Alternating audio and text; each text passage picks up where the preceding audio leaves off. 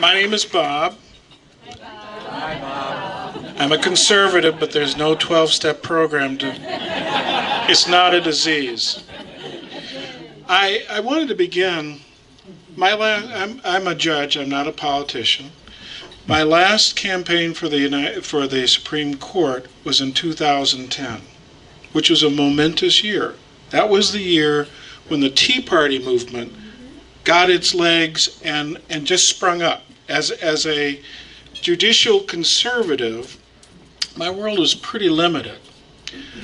But that year, I spoke to groups this size and above, and they were all interested for a change in talking about our Constitution and what our Constitution required.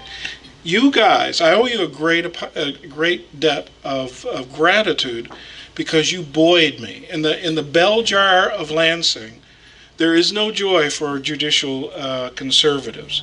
But coming out and talking to groups like this lifted my spirits. And I wanted to thank you all for that. And it reminded me that in 10, people just like you woke up, you'd been taking care of your children, you'd been active in your communities, and you looked up and saw the country slipping by. And almost like magic, people began gathering in these Tea Party meetings to talk about what they needed to change.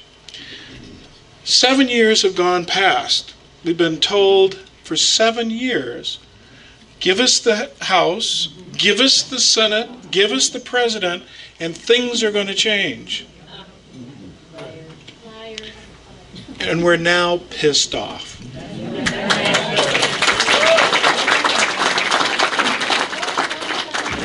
We were concerned in 2010, but we're pissed off now. And I'm a judge. I'm not a politician. I just retired. I had a glorious career. I'm 66 years old, but I'm so upset by what has been happening in Washington that I decided we really had to take on Debbie Stabenow. Yes. And I know that it's fashionable today to talk about participating in government if you have no experience. If you want somebody who has no experience in wrestling with the demons of government and learning how to govern, I'm not your guy. I'm 66. I actually know something. What I did when I was Chief Justice was to shrink the size of my branch. I reduced its cost, and I imposed accountability on the judges. Now, that's what we need. Nobody ever asks in government, what does it cost? Will it be effective? And let's measure it. That's what I do. Now, the problem is we don't have reliable conservatives. The fiasco we saw in the Senate a couple weeks ago, they couldn't even keep the conversation going about how and whether to take out Obamacare. We've seen the Supreme Court betray us. I mean, whoever thought that we could be constitutionally compelled to buy a product mandated by the federal government?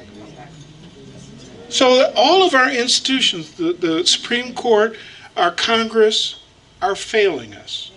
I've been a conservative all my life. I've been a principled conservative jurist all my life.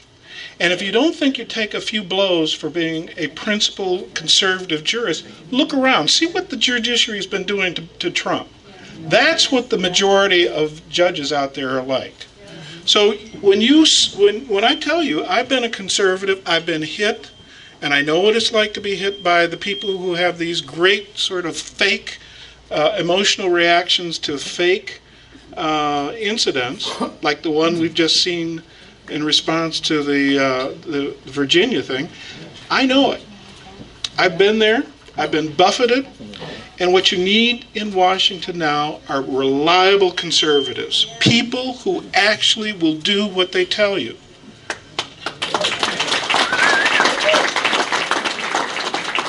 You better believe if I get to Washington, I'm going to lay down the law. And we need to take Debbie Stabenow's taxpayer credit card away from her. We need to send her home to her cats or grow orchids or whatever she does, but she shouldn't do any more damage to us. She's been bribing us. This is what the left does, and I want you to understand. If you're supporting me, this is what you get. I want to shrink the entitlement state. You're clapping, but each of us has been bribed because each of us owns a piece of that entitlement state. And we have to make tougher decisions about this because we're borrowing. The entitlement budget is the overwhelming part of our budget. And the discretionary budget, the smaller part of that budget, which includes our military budget, we borrow that amount every year from China. Does that make any sense? That's what happens when you let people who are crazy run the government.